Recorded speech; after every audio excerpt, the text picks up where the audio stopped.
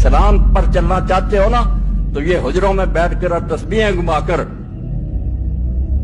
اس دین پر نہیں چلا جا سکتا. یہ دین جان مانگتا اور جان بھی ان بندوں کی مانگتا ہے. لوگ حیران ہوتے ہیں اللہ کے نیک بندوں کو کیوں مشکلیں پیش آتی اور الٹ نتیجہ نکالتے ہیں کہ اگر وہ نیک ہوتے اللہ کے پیارے ہوتے کیوں مارے جاتے. بالکل غلط بات. انبیاء علیہ السلام قتل ہوئے ہیں.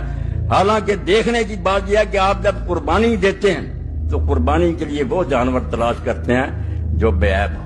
بے عیب جانور تو ہمارے چھانٹنے میں تو غلطی ہو سکتی ہے مگر جو قربانی اللہ اپنے لیے پسند کرتا انبیاء علیہ السلام اور صالحین کی وہ نیک لوگوں کی در مسل کے عشق جز نکور آنک پسند. عشق کی قربان گاہ میں سوائے اچھے اور نیک لوگوں کے کوئی ذبح نہیں ہوتا. یہاں جو کہتا نا ذبح ہو جانا کوئی عیب ہے یہ توہین ہے, یہ شکستہ جھوٹا ہے. یہی تو اصل قربان گاہ ہے کہ اللہ کی راہ میں جان دے دی, اللہ کو خوش کر دیا. لاگر صفتنا و زشت خورانہ پسند.